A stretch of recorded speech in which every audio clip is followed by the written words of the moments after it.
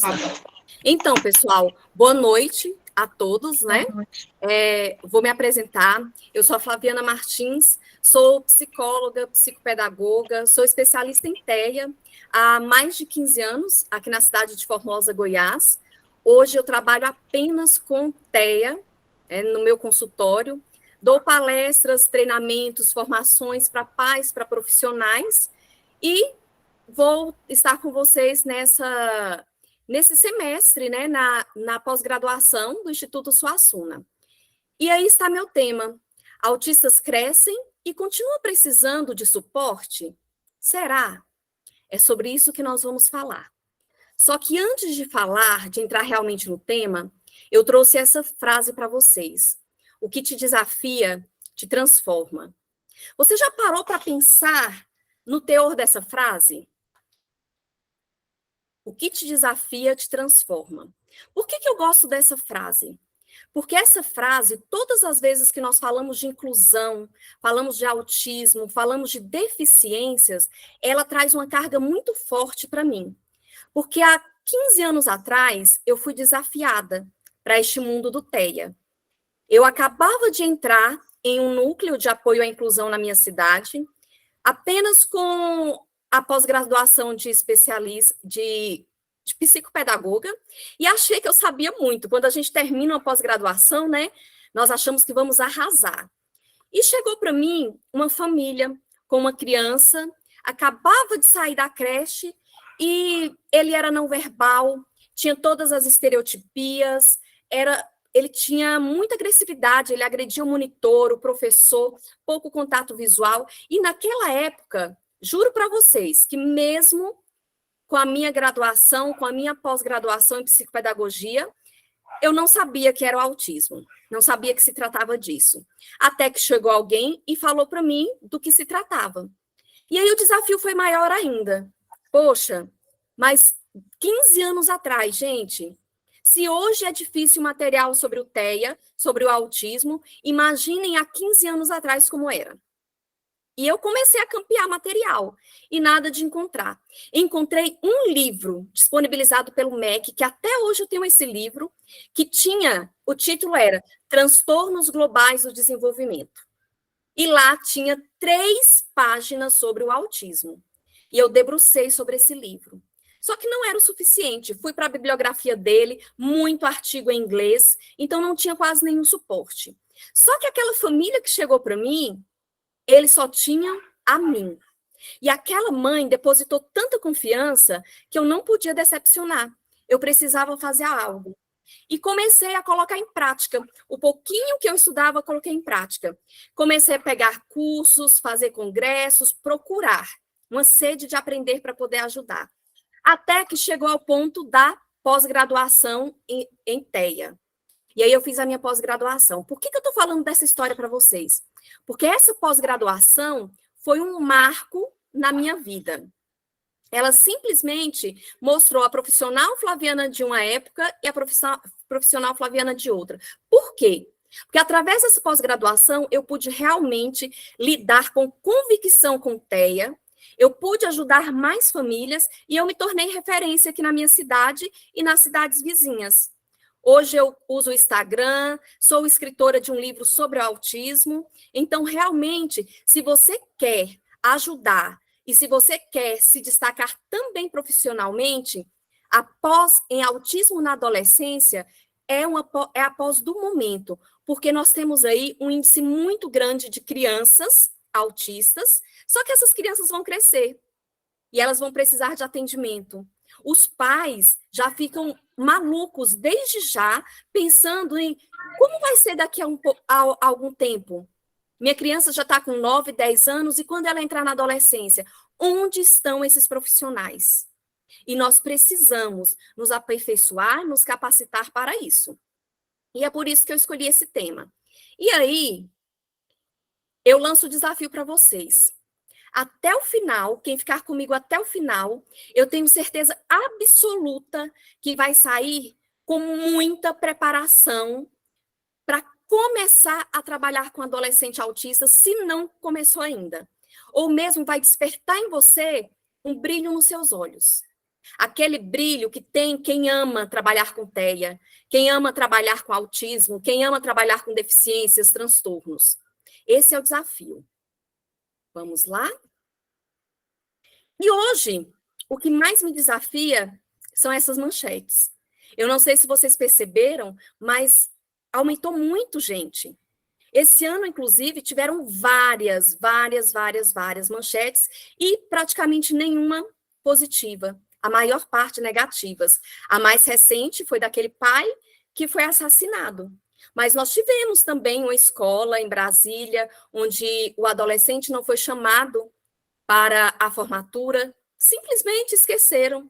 Pode ter acontecido muita coisa, e com certeza aconteceu, mas é inconcebível a ideia de que nem os colegas lembraram daquele adolescente, que ele não estava participando. Então você pensa, tem alguma coisa de errado? Dá a impressão que os adolescentes autistas, eles são esquecidos. E aí vem a pergunta, são esquecidos como? Pela falta de profissionais, pela falta de preparo da família, pela falta de preparo das escolas, enfim. Nós nos preocupamos muito com autismo infantil, em crianças. Mas e os adolescentes? Eles não vão deixar de ser autistas. A criança vai crescer e vai continuar sendo autista. E aí? O que vai ser feito? É uma interrogação para ficar na nossa cabeça e nosso coração. E é hoje que nós vamos nos decidirmos a buscar conhecimento para trabalhar com esse público. Nós precisamos disso. Autistas crescem e continuam precisando de suporte. E aí eu queria que vocês se escrevessem aí no chat. Qual é a sua resposta? Sim, não ou depende? Vamos lá. Autistas crescem, isso é fato. Mas continua precisando de suporte? Sim, não ou depende? Ó, a Débora já colocou sim, sim, sim, ótimo. Sim, muito. Ana Paula, isso, galera. Sim, muito bom. Ozeneide, Maria, sim. E é isso mesmo. Sim, mais do que nunca. Muito bom. É essa mentalidade que nós queremos ter e que nós precisamos ter. Autistas crescem e precisam sim. Não depende de nada, precisam. Simplesmente isso. E é por isso que nós temos que nos preparar. Sim, com certeza. Olha que galera participativa.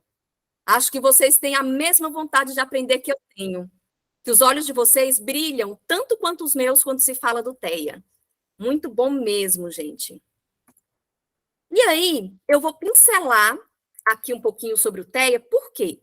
Assim como tem pessoas no grupo que sabem muito sobre o espectro, tem pessoas que estão começando, estão engatinhando. Lá pelas inscrições deu para perceber isso. Então a gente precisa também contemplar essas pessoas, para que elas não sejam tão desafiadas como eu fui há 15 anos atrás. Eu não desejo isso para ninguém. Nós precisamos sim ter esse suporte. TEA, transtorno do espectro autista, é um transtorno do neurodesenvolvimento de início precoce com déficits persistentes na comunicação para fins de interação. Aí nós já vamos matar um monte de preconceitos. Não é doença, não tem cura, porque não é doença, tem início precoce, não adianta eu falar que o meu adolescente, nossa, ele ficou autista, não existe, gente.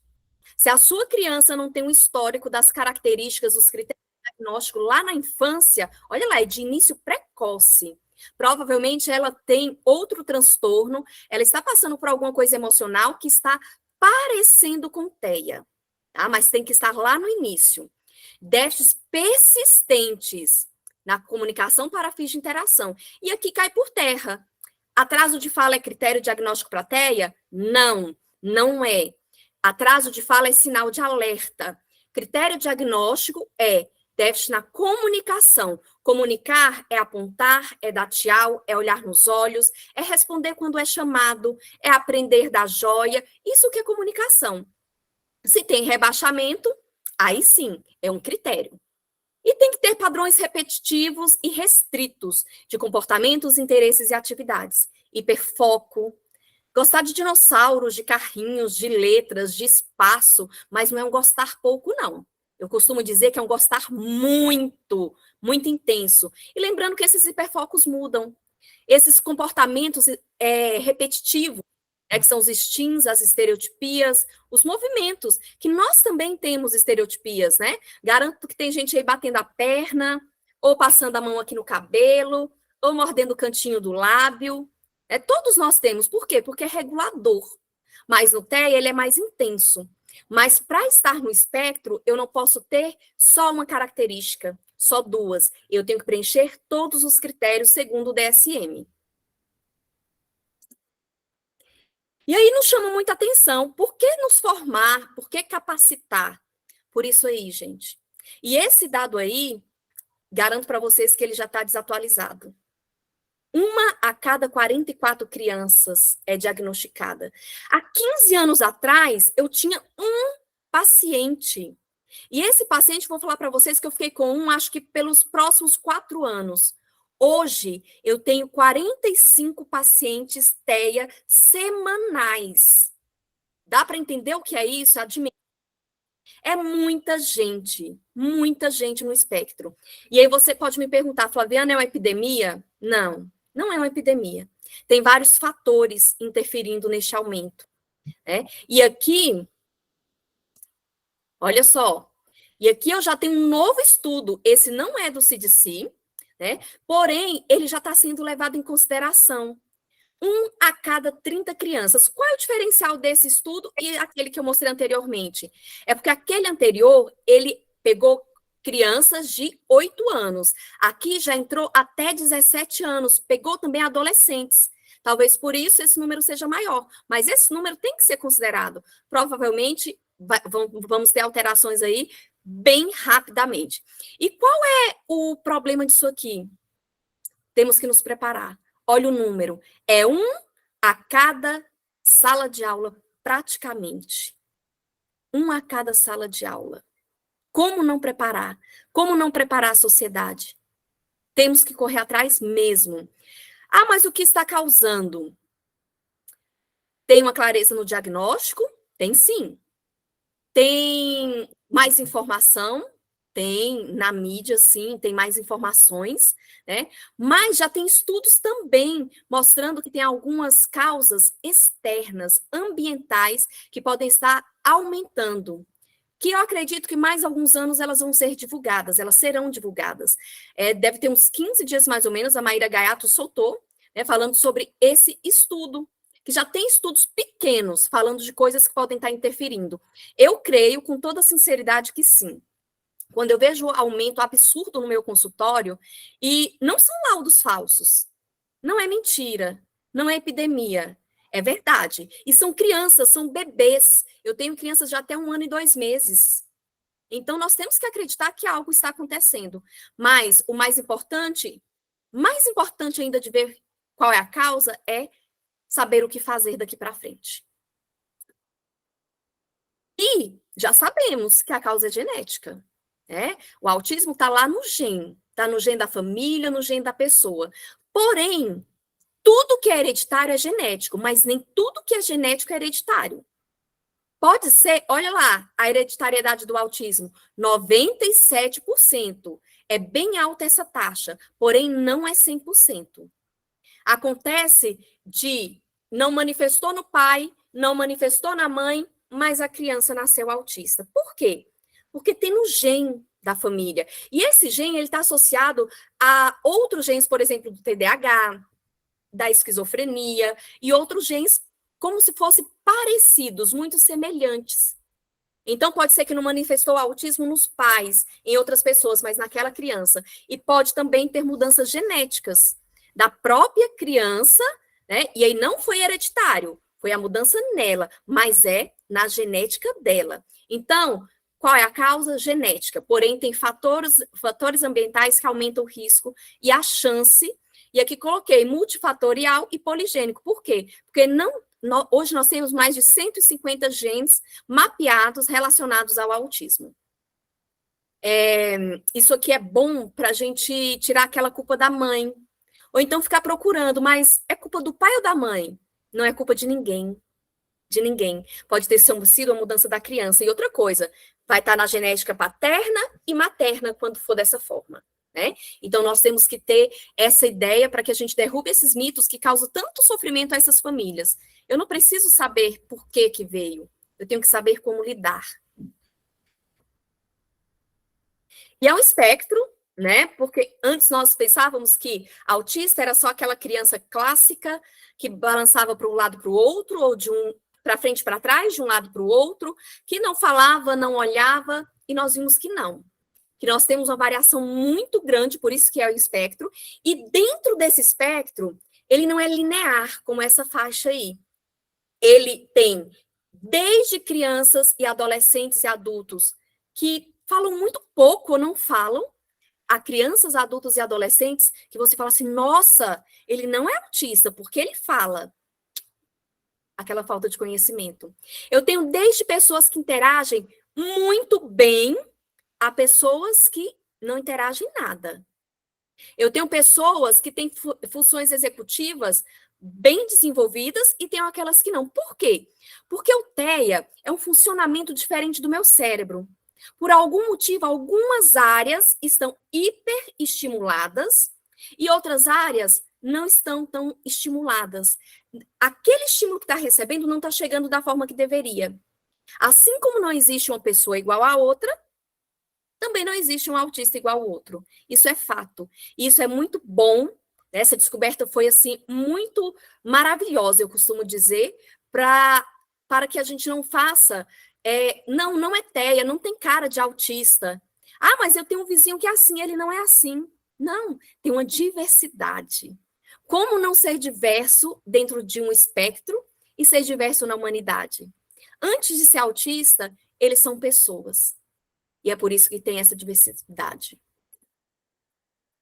E aí eu tenho 3 níveis de suporte, né, pessoal? O nível 1, 2 e 3. Esses níveis não quer dizer que Joana é mais autista que Pedro, ou menos autista. Não tem nada a ver com isso. Esses níveis de suporte também não estão relacionados a grau leve, severo e moderado.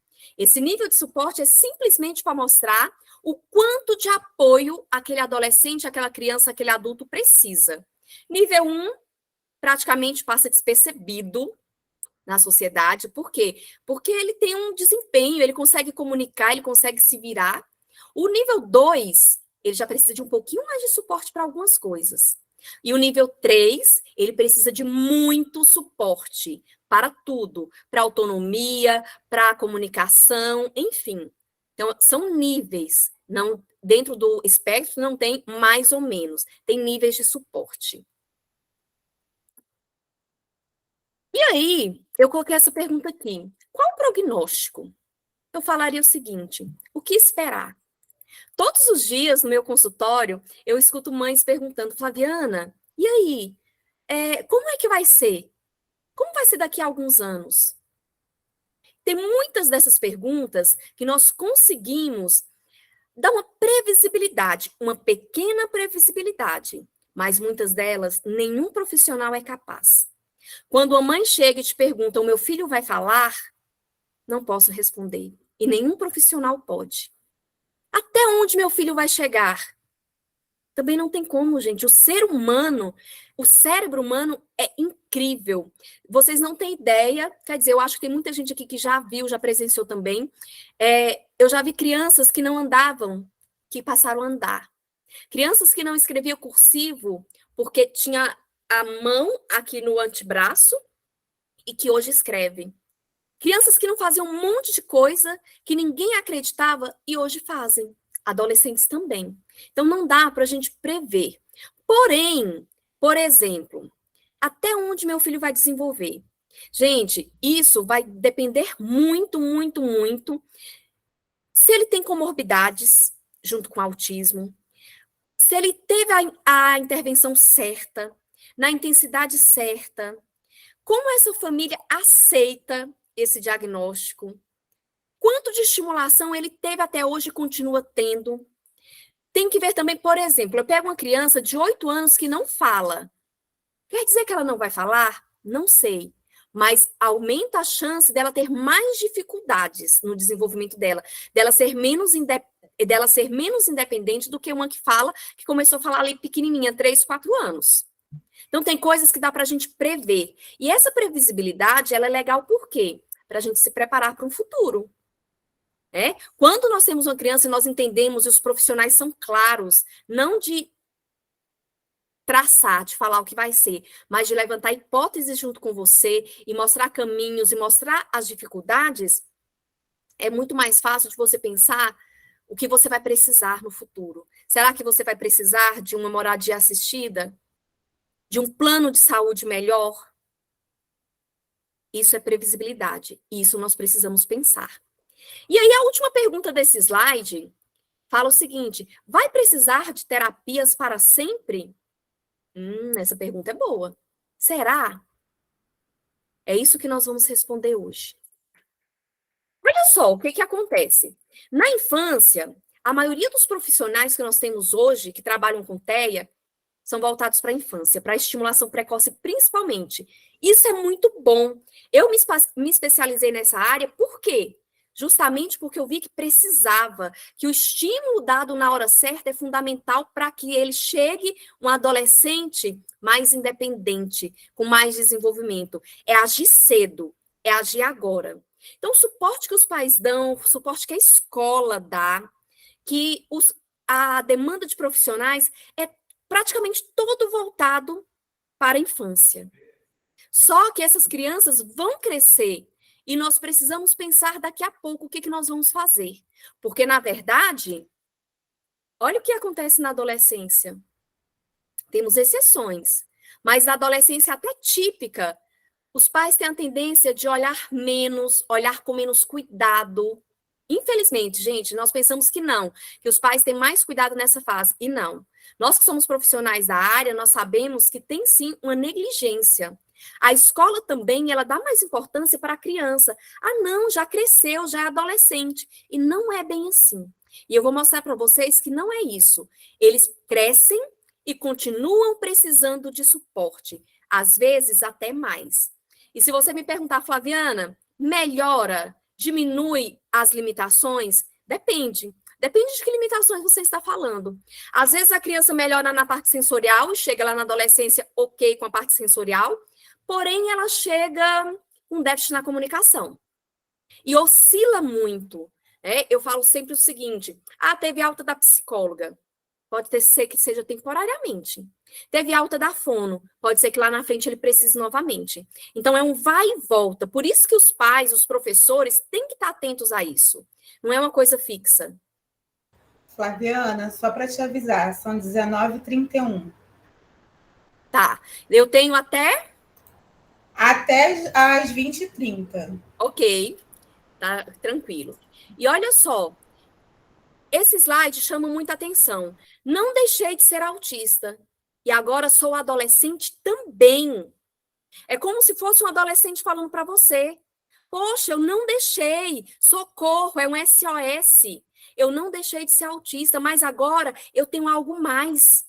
Eu estou vivendo uma fase que não é fácil. Que você, professor, você adulto, você pai, você mãe, você terapeuta, também passou por ela. E nós sabemos que não é fácil. Não é tão branda. E aí nós temos a família que nem sempre reconhece isso. Temos terapeutas que, na maior parte, não estão preparados para lidar com esse público. E temos os diagnósticos tardios, daqueles que não tiveram intervenção nenhuma e que descobriu agora na adolescência ou na vida adulta e chegaram com muitos déficits. Mas como ninguém percebeu? E você está falando que chegou com muitos déficits. Gente, tem coisas que são imperceptíveis aos nossos olhos, porém, para eles, são muito, muito grandes, muito intensos. E é isso que tem que ser visto, observado. O que é pequeno para mim pode ser grande para o outro. É uma questão de empatia. Se colocar no lugar desses adolescentes. A adolescência, pessoal, é um período de grandes mudanças. Enormes. Nós temos aí mudanças físicas, nós temos mudanças emocionais, nós temos mudanças neuroquímicas e nós temos mudanças maturacionais. Nós já sabemos que alguns adolescentes passam por essa fase, ok, tranquilamente. Por quê? Porque cada um tem o seu jeito de interpretar cada situação da vida devido ao que você já viveu e ao suporte que você tem.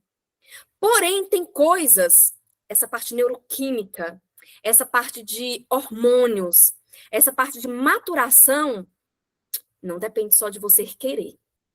Depende de muito mais coisas. E aí, você pensa, o cérebro adolescente, ele tem um embotamento do sistema de recompensa, por isso que nós vemos muita apatia, muito tédio. Sabe aquela preguiça, aquela vontade de ficar no quarto, de dormir mais? Você olha para o adolescente, parece que ele está sempre cansado. E é isso mesmo. Faz parte. Ele tem necessidade de sentir prazer. Quem já foi adolescente aqui, todos nós, sabemos que é verdade. Temos experiências moduladas por emoção. Gente, é um turbilhão dessas emoções e que a gente não sabe lidar e que se misturam e que não dá nem para identificar, muito menos saber lidar. A busca por novidades, nossa, como é bom. Como o jovem busca. E a superracionalidade, que é a dificuldade de entender o que está acontecendo também sob o ponto de vista do outro. Isso é o cérebro adolescente. Olha o quanto de coisas que já interferem. E aí, você pega um cérebro de um adolescente autista, de um adolescente que está no espectro. E aí, esse adolescente tem tudo aquilo que o jovem típico tem, só que ele tem mais. Ele pode ter dificuldades sensoriais, dificuldades na comunicação, dificuldade em planejar. Ele pode ter atraso motor. Nossa, mas adolescente com atraso motor? Sim. Nós temos adolescentes aí que até hoje têm uma hipotonia. Tem muitos adolescentes que têm dificuldade no equilíbrio, na coordenação motora. Hiperfoco. O hiperfoco é legal, mas também atrapalha. Imaturidade, desregulação emocional, ansiedade. Se a gente fosse citar, ainda teria muitas outras coisas. Você junta isso do cérebro TEA, junta do adolescente, olha o que virou, gente. Não é fácil. Como não se importar, como não intervir diante de um adolescente TEA? Olha só, essa é a definição do cérebro dele. É um cérebro que está passando por uma reestruturação. Ele era um cérebro infantil, era um cérebro de uma criança autista, e agora ele está se reestruturando para viver essa nova fase, para entrar na adolescência. A Daniela quer... Oi, Daniela. Daniela?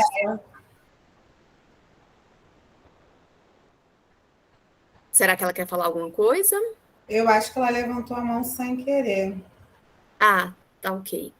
A Cristina quer falar alguma coisa? Pode seguir, Flaviana. Ok. Então, esse cérebro está passando por uma reestruturação e aí, gente, ele pode sofrer uma maior desorganização. E na maioria das vezes ele sofre essa desorganização. Maiores dificuldades na socialização, maior inflexibilidade. Muitas vezes maiores que aquelas da infância.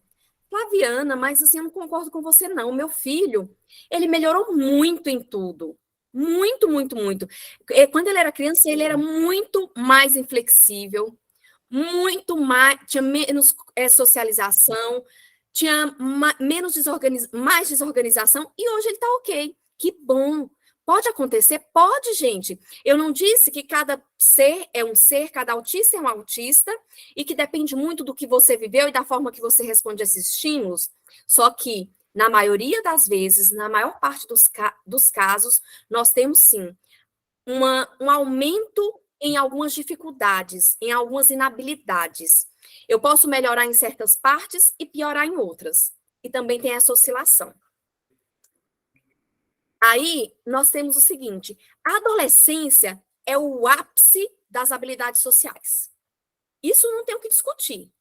É o ápice, gente.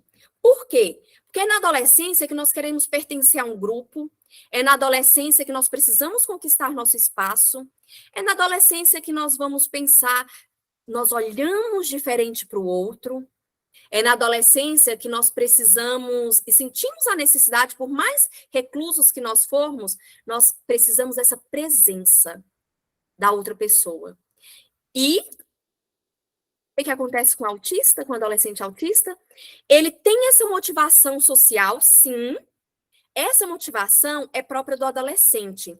Ela é orgânica, ela vem de dentro. Ele tem aquela motivação. Porém, ele tem entraves aqui do lado de fora. Ele pode ter um hiperfoco, uma dificuldade de iniciar um diálogo, de manter, dificuldade em entender as nuances sociais. E aí o que acontece? Eu quero chegar no outro, não consigo iniciar o diálogo, me frustrei, está se tornando aversivo. Eu tenho uma motivação para estar junto, mas quando eles começam a falar de outra coisa, minha motivação cai, e eu não quero ficar, e eu sou inconveniente. Eu quero socializar, eu estou ali todo animado, mas como falaram piada, eu não consegui rir. E não consegui nem perceber que estavam rindo de mim, mas eu me senti deslocado. Tudo isso faz com que essa motivação social, ela exista, mas ela tem um rebaixamento.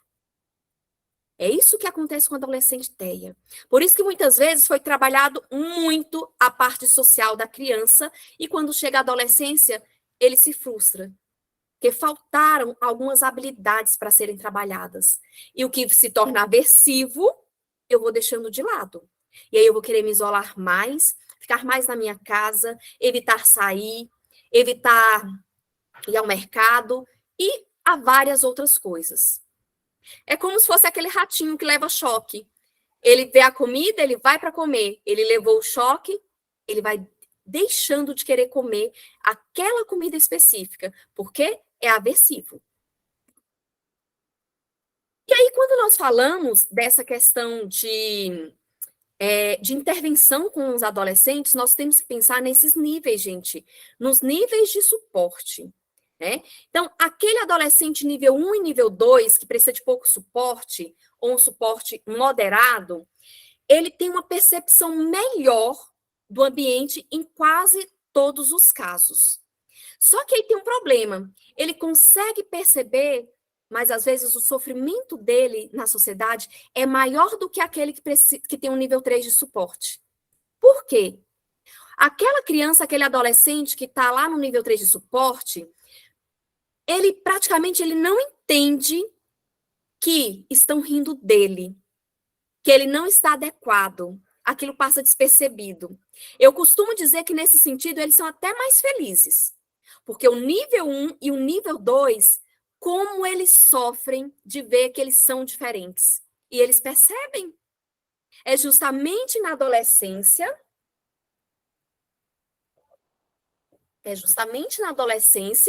que eles vão começar a perceber, poxa, mas fica todo mundo juntinho conversando. Eu não consigo.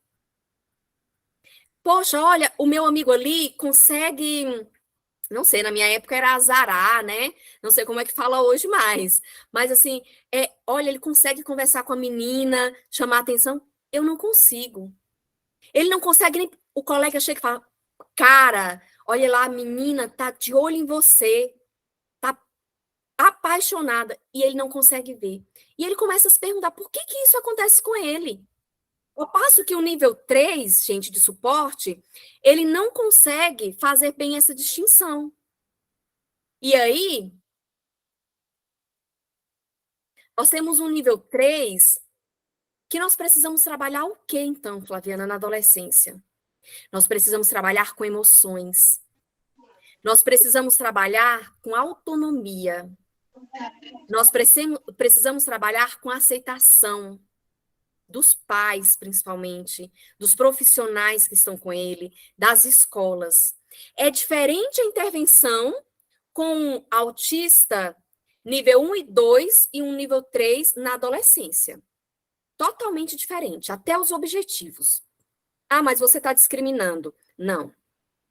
Eu estou sendo realista e levando o que é necessário para ele. Será que o que realmente o pai quer para aquele adolescente é realmente importante para ele?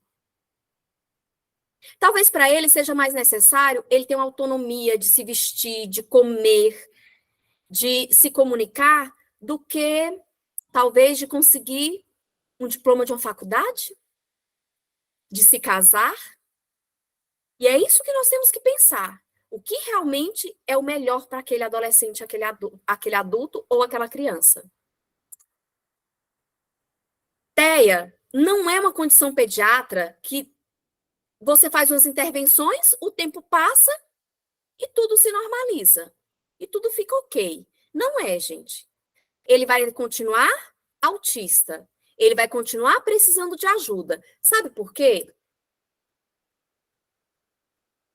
E aí vem a pergunta, não é nem sabe por quê. As terapias mudam. Será que as terapias mudam? O que vocês acham? Mudam ou não mudam? Coloca aí para mim. Nossa, tem um... O que eu faço quando tem uma chamada? Desaparecer aqui, ó. Só um minutinho, pessoal, teve uma interferência aqui.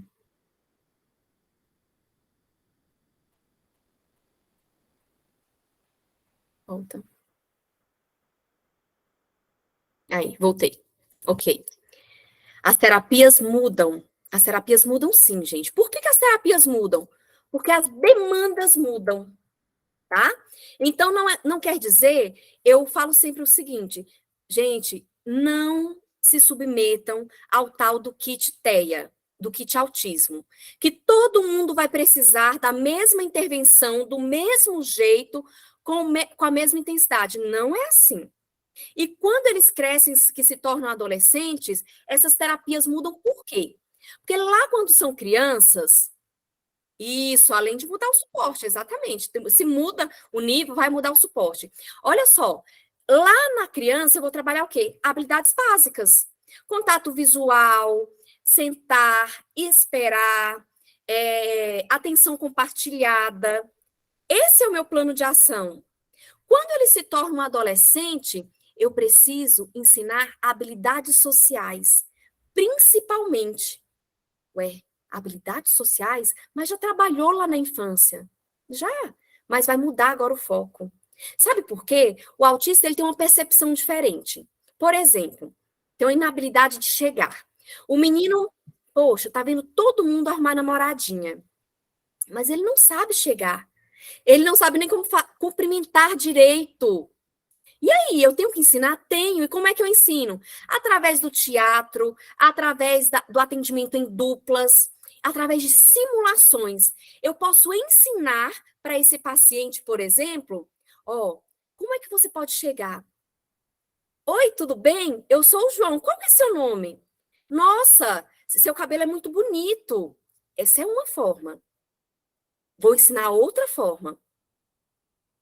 Oi, eu sou o João e eu queria muito te conhecer. Eu achei você muito legal, muito interessante.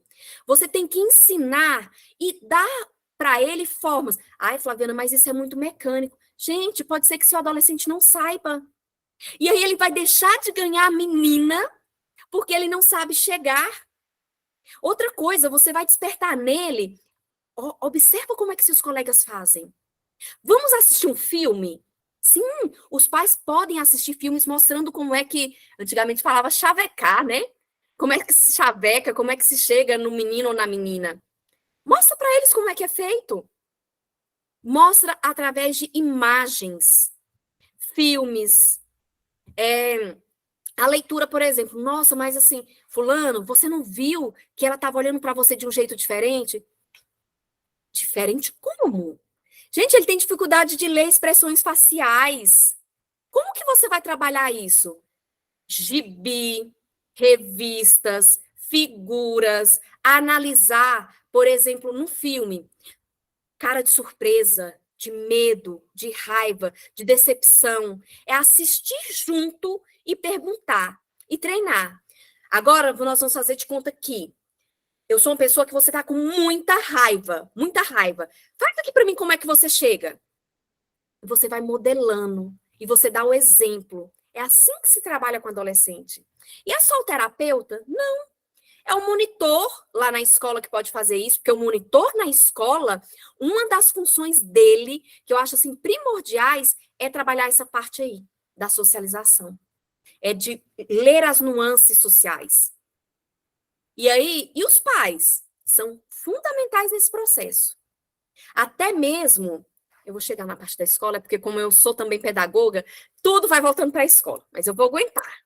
Só um minutinho. E aí também, além dessas nuances sociais, de aprender essas coisinhas que para nós são básicas, gente, ainda aparecem essas demandas aqui. Prazer, ereção, libido, masturbação, ciclo menstrual, higiene, cuidado, relações afetivas, grupos, adequação social, exigências educacionais e sociais. Coisa pra caramba, né? E aí, principalmente ali o nível 3 de suporte, é bem complicado, né? Porque é o seguinte, ele está descobrindo, gente, vai desenvolver nele, ele vai ter uma taxa de hormônio aumentada como a criança, como o adolescente típico, como aquele adolescente que precisa de menos suporte. Vai crescer pelos, vai desenvolver mamas, vai ter libido, vai ter ereção, vai ter masturbação, vai ter tudo isso. Só que qual que é a diferença? Que às vezes ele não sabe quando ele pode fazer isso ou quando ele não pode. E aí? O que eu vou trabalhar com ele? Enquanto eu estou trabalhando as nuances sociais com nível 1 e 2, com ele, eu vou trabalhar a parte de higiene, de cuidado, do não poder fazer aquilo em alguns lugares. Ele não pode tirar roupa em qualquer lugar. Outra coisa, por exemplo, chega beijando a colega, né? Eu tenho que trabalhar com ele que para beijar eu tenho que pedir, o outro tem que aceitar. Isso não é só no nível 3, não, no nível 2 e no 1 também. Muitos deles acham que você já pode chegar abraçando. E aí nós temos que trabalhar com essa conscientização, com a psicoeducação. Famílias, profissionais, escola, muitas vezes vêm esses adolescentes e eles são infantilizados.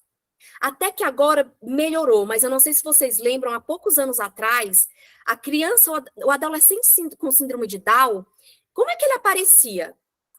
Chuquinhas, vestido bem infantil, e falavam com ele com a fala infantilizada. Hoje é baterista, maquiado, roqueira, roupa preta, adolescente. Eu costumo dizer assim, tem que viver como adolescente. Criança tem que viver como criança. Tem que se vestir como criança, tem que se vestir como adolescente, tem que gostar das coisas daquela fase. Pode ser que tenham imaturidade, sim, mas nós temos que dar oportunidade deles não serem infantilizados. Outros já pensam o contrário. Está grande, tem que se virar. Dei suporte até aqui na escola, dei suporte até aqui em casa, né? Agora ele tem que se virar, já adolescente. E não, não é assim. E outra coisa, gente, considerar as opiniões deles. Infelizmente, as opiniões, principalmente escola e na família, não são consideradas. Para vocês terem ideia, muitas coisas são comentadas na frente deles, como se eles não existissem, como se eles não entendessem. Ou então a pessoa vira e fala assim: ele gosta de batata? Ué, por que não perguntou para ele? Se ele gosta de batata, tem que perguntar para a mãe ou para o adulto que está do lado. Poxa, eu tenho que dar a chance. Né? Então, nós temos sim que considerar esses adolescentes, independente do nível de suporte, é só adequar. E isso é muito importante para a saúde emocional, mental deles. A intervenção na adolescência, o que é primordial, Flaviana? O que você acha assim que é o ponto-chave? Gente, nós temos que treinar para que eles não vivam tantas situações constrangedoras, para que essa parte social não seja tão aversiva. Por exemplo, eu vou para a escola, não tem jeito de sair da escola, não. O adolescente está lá, chega um grupinho, vira para ele e fala o seguinte: olha, vai entrar um professor careca, e ele acha a careca dele um máximo. Vai lá e dá um tapa na careca dele. O adolescente, por Deus, foi e deu um tapa na careca do professor. Veja só, por que aconteceu isso? Porque ele não faz leitura do ambiente, tem aquela inocência? Tem sim, gente. Eles não leem o mundo como nós lemos. Então, e o que faltou nessa situação, Flaviana? Faltou aquele colega que está com ele desde lá do quinto, do quarto, do terceiro ano, que já conhece todo o histórico, fala, fulano, não faz isso. Eles estão querendo te tapear. Começar a abrir o olho desse adolescente. Nós temos que trabalhar também com esses colegas para que eles sejam suporte desses adolescentes. Nem sempre você, professor, vai estar ligado a isso. Nem sempre a mãe vai estar ligada a isso e não vai estar por perto. E aí? Eu já vi uma criança, como se diz, o colega mandou colocar o rosto no vaso sanitário e ele colocou. Inocência. O outro estava sendo extorquido. Tinha uma colega que todos os dias pedia, dizendo que não tinha dinheiro e ele entregava o dinheiro. Cadê nós adultos para preparar? E uma dica que eu dou assim muito importante. Sempre tem na sala aqueles adolescentes mais inclusivos, mais empáticos. Gente, trabalhe esses adolescentes para dar suporte para esses autistas. Para na hora que acontecer, para aquele autista ter tanta confiança que ele vai falar assim. Fulano falou assim, pega dinheiro na mochila de João, que ele não vai se importar. Ele até falou para você pegar. Aí ele tem aquele suporte na sala, ele vira. Maria é amiga dele, né? Maria, fulano falou isso para mim. É certo. Sabe, encorajar esse autista a ter um amigo que ele possa perguntar quando ele não souber se é certo ou errado. Que seja aquele adolescente do bem, aquele adolescente bacana, até ele conseguir ler melhor essas nuances sociais. É uma dica, sim, de ouro, gente. Vamos fazer isso. Levantar essas pessoas para que elas sejam suportes. E aí você pode falar o seguinte para mim. Nossa, Flaviana, mas tudo isso tem que ser treinado? Até hoje, eu só vi funcionar através do treino. Parece um treino mecânico, tá? Mas depois ele se naturaliza. Vai ficar 100%? Não vi, gente, ainda ficando 100%, mas melhora muito, tá? Uma coisa que eu quero mostrar para vocês, não sei se vocês conhecem, eu gosto muito de mostrar materiais didáticos. Está dando para ver? Está. Tá, né? Olha só, isso aqui é uma caixinha que nós trabalhamos com aquelas, com essas nuances sociais da comunicação, por exemplo, cara de pau. Vem a fichinha escrito cara de pau, e depois, eu não vou achar aqui, mas vai aparecer a figura do que é ser cara de pau. Flaviana, O que é ser arroz de festa. não está aparecendo nenhum tipo de figura, tá? Só tem duas crianças de um lado e duas do outro. Apareceu? Tá. Agora que eu vi, tá? Eu pensei que era no slide. Nesse caso aqui, por exemplo, o que é bom para tosse, olha aí. Pode pensar que é xarope, não é xarope. Ele fez alguma coisa errada e levou uma bronca. Isso quer dizer o que é bom para tosse. Quer ver outra? Deixa eu achar aqui uma aqui. Bem legal para vocês. Isso aqui eu trabalho muito com os adolescentes. Bola para frente. Não é chutar a bola para frente. É simplesmente dar um tapinha no ombro dele e falar, vamos seguir, temos que continuar. Esse material é muito interessante para trabalhar com essas nuances. Tanto na avaliação, para você ver o quanto aquele adolescente precisa entender, como na parte de intervenção mesmo, tá? Ponha-se no meu lugar, olha a inflexibilidade cognitiva, é muito interessante, ele vai treinar outros papéis na família. Ó. Flaviana, o pessoal está perguntando qual é o nome desse... São baralhos, tá? São baralhos das emoções, baralhos de intervenção. Você pode colocar baralhos para trabalhar com autistas, que vai aparecer bastante. Depois eu até posso colocar no grupo. Esse aqui, gente, tá aparecendo? Agora não. Não? Não. Só tá uma imagem aqui dizendo Agora assim, tem que ser treinado. Vira a mão um pouquinho para a esquerda. Isso, desce um pouquinho. Mais um pouquinho para a esquerda. Isso, agora foi. Foi? São esses tipos de baralho. Vou colocar aqui os outros para vocês verem, ó. Tá vendo? Desce um pouquinho. Isso. Troca de papéis, mas depois eu passo isso aqui tudo para vocês. É só para mostrar que são materiais que dá para trabalhar na escola e em casa também. Tem uns, esse aqui mesmo, gente, parece muito infantil, que é da Turma da Mônica, mas não. Ele vem com a situação, com uma pergunta, e aí ele tem que dar uma pergunta, fazer outra pergunta que não seja óbvia. É muito interessante também. Não conseguiram ver, mas eu vou tirar a foto e vou mandar para vocês no grupo. Eu mando para a Larissa e ela posta, tá? Eu não tô Manda conseguindo. para mim, Flaviana, que eu coloco no grupo que tá os inscritos. Isso, mando sim. Aí vocês vão ter acesso. É um material muito bom, gente, que assim realmente faz toda a diferença com essas nuances sociais. E aí eu já falei um pouquinho da escola, né? O cuidado que nós temos que ter. Cresceu, é adolescente, precisa de monitor, precisa de adaptação, precisa de uma conscientização desses colegas, precisa de um colega que olhe mais por ele, precisa ser visto nos eventos, não tem que ser esquecidos. E nós precisamos sim adaptar e os direitos deles permanecem. Não sumiram com a adolescência que chegou, não sumiram com a infância que se foi. Os direitos permanecem. Então, nós, professores, diretores, temos que continuar fazendo. E agora, com mais diversificando mais, pensando que são adolescentes. Nós não podemos esquecer autonomia. E aí, para os pais, principalmente, quando que eu vou trabalhar com autonomia? É quando ele se torna adolescente? Não.